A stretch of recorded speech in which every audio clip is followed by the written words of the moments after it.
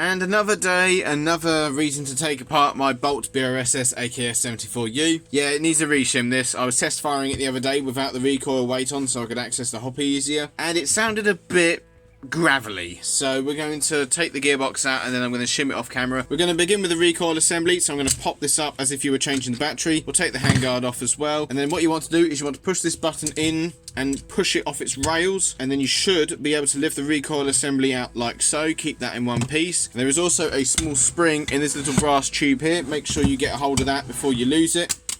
Now we're going to take the flash hider off as well, so push this little spring in and undo it in a counterclockwise direction.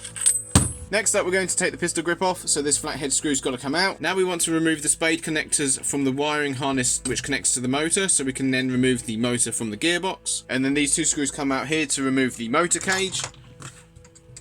And there we are, we now can remove the motor cage. Next up, we're going to remove the selector arm, so you want to take this little knob here and you just want to undo it counterclockwise. And there we go, there's a few bits and bobs you want to keep together there. Next up, you want to remove these two grub screws from the front of the muzzle. With those grub screws either removed or loosened, we want to bang out these two pins here. Next up, we want to loosen this grub screw here to allow us to remove the front assembly of the handguard. And there we go, and the handguard should drop off with the little metal spring which goes in the back of the wooden handguard, and this collar should slide off like that. Next up, we want to lift up the top receiver and we want to remove this screw here and that grub screw on the bottom.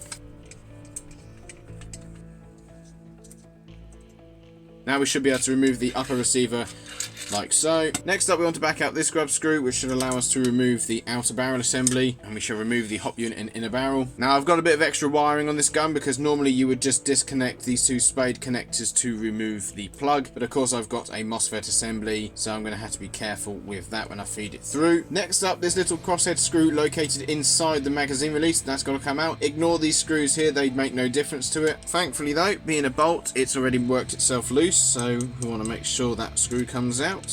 And then normally there should be a screw here, however the actual threads broke off the gearbox, so take out that screw if you have it, or don't if you don't. So now the gearbox is loose somewhat, and we want to try and pull a bit of wire through just to give us a bit of space, but I must make sure I don't damage anything. Now there might be a bit of blasphemy and swearing as you remove this gearbox, and frankly it's just not easy. Sometimes you even have to stick a screwdriver down the side of the receiver and gently lever it, which is probably a bit bad, but it's that or you don't get your gearbox out. Oh, for fuck's sake. There we are. Sometimes, well, we're not out yet, but sometimes the selector assembly can get caught on the inside of the receiver, so a bit of leverage from a screwdriver can help. There we are.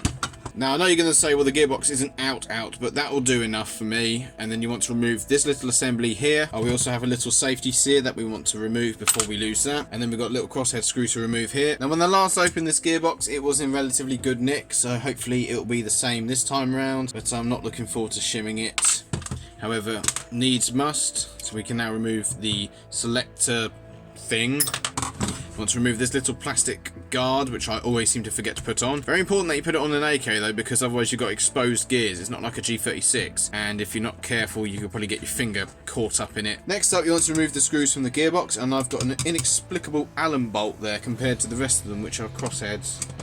Right, now we've got all of the screws out. We shall get a screwdriver, lift it all out like so. Oh, sorry, I'm out of shot. I do apologise. I've already got a video up on the channel on how to take a version 3 gearbox apart. This is just basically a version 3. And the sector gear seems to be okay. Oh, no! Right, well, I'm going to have to use a different gun next time. But at least I noticed that now. That's why it's not sounding too healthy. It's missing 2 bloody teeth. Oh, bollocks.